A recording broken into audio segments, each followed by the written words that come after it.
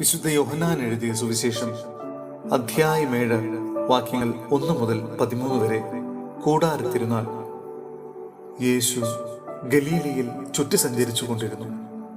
യഹൂദർ അവനെ വധിക്കാൻ അവസരം പാർത്തിരുന്നതിനാൽ യൂദയായിൽ സഞ്ചരിക്കാൻ അവൻ ഇഷ്ടപ്പെട്ടില്ല. യഹൂദരുടെ കൂടാര തിരുനാൾ സമീപിച്ചിരുന്നു.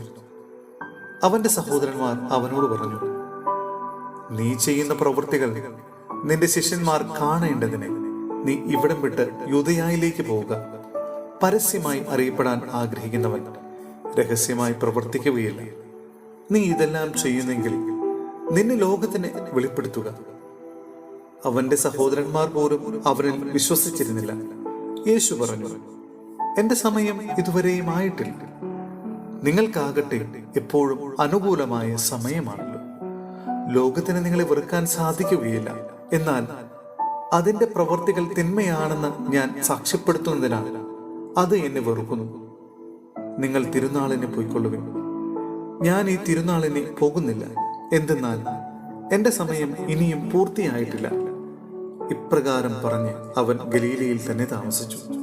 എന്നാൽ അവന്റെ സഹോദരന്മാർ തിരുനാളിന് പോയതിനു ശേഷം അവനും പോയി, പരസ്യമായില്ല, രഹസ്യമായി.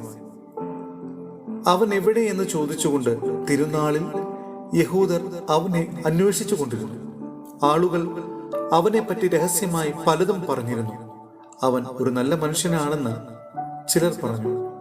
അല്ല, അവൻ ജനങ്ങളെ വഴിപിഴപ്പിക്കുന്നു എന്ന് മറ്റു ചിലർ. എങ്കിലും യഹൂദരെ ഭയന്ന് ആരും അവനെ പറ്റി പരസ്യമായി ഒന്നും സംസാരിച്ചില്ല. സഹോദരരെ, വിശുദ്ധ പൗലോസ് ശ്ലീഹ റോമായിലെ സഭയ്ക്ക് എഴുതിയ ലേഖനം അധ്യായം 11 വാക്യങ്ങൾ 1 മുതൽ 10 വരെ അവശിഷ്ട ഭാഗം. അതിനാൽ ഞാൻ ചോദിക്കുന്നു, ദൈവം തന്റെ ജനത്തെ പരിത്യജിച്ചുവോ? ഒരിക്കലുമില്ല. ഞാൻ തന്നെയും അബ്രാഹത്തിന്റെ സന്തതിയും ബെഞ്ചമിൻ ഗോത്രജനുമായ ഒരു ഇസ്രായേൽക്കാരനാണല്ലോ. ദൈവം മുൻകൂട്ടി അറിഞ്ഞ സ്വന്തം ജനത്തെ അവിടുന്ന് പരിത്യജിച്ചിട്ടില്ല. ഇസ്രായേലിനെതിരായി ദൈവത്തോട് എപ്രകാരമാണ് ഏലിയ വാദിക്കുന്നതെന്ന് അവനെ പറ്റി വിശുദ്ധ ഗ്രന്ഥം പറയുന്നത് നിങ്ങൾക്കറിയാമല്ലോ. കർത്താവേ, അങ്ങയുടെ പ്രവാചകരെ അവർ വധിച്ചു, അങ്ങയുടെ ബലിപീഠങ്ങൾ അവർ തകർത്തു. അവശേഷിക്കുന്നവൻ ഞാൻ മാത്രമാണ്. അവർ എന്റെ ജീവനെയും തേടുന്നു. എന്നാൽ ദൈവം അവനോട് മറുപടി പറഞ്ഞത് എന്താണെന്നോ? ബാലിന്റെ മുമ്പിൽ മുട്ടുകുത്താത്ത 7000 പേരെ എനിക്ക് വേണ്ടി ഞാൻ മാറ്റി നിർത്തിയിട്ടുണ്ട്. അപ്രകാരം തന്നെ കൃപയാൽ തെരഞ്ഞെടുക്കപ്പെട്ട ഒരവശിഷ്ട ഭാഗം ഇക്കാലഘട്ടത്തിലുമുണ്ട്. അത് കൃപയാലാണെങ്കിൽ പ്രവൃത്തികളിൽ അധിഷ്ഠിതമല്ല. കൃപയാലല്ലെങ്കിൽ കൃപ ഒരിക്കലും കൃപ ആയിരിക്കുകയില്ല. അതുകൊണ്ടെന്ത്? ഇസ്രായേൽ അന്വേഷിച്ചത് അവർക്ക് ലഭിച്ചില്ല, തെരഞ്ഞെടുക്കപ്പെട്ടവർക്ക് അത് ലഭിച്ചു. മറ്റുള്ളവരുടെ ഹൃദയം കഠിനമായി പോയി.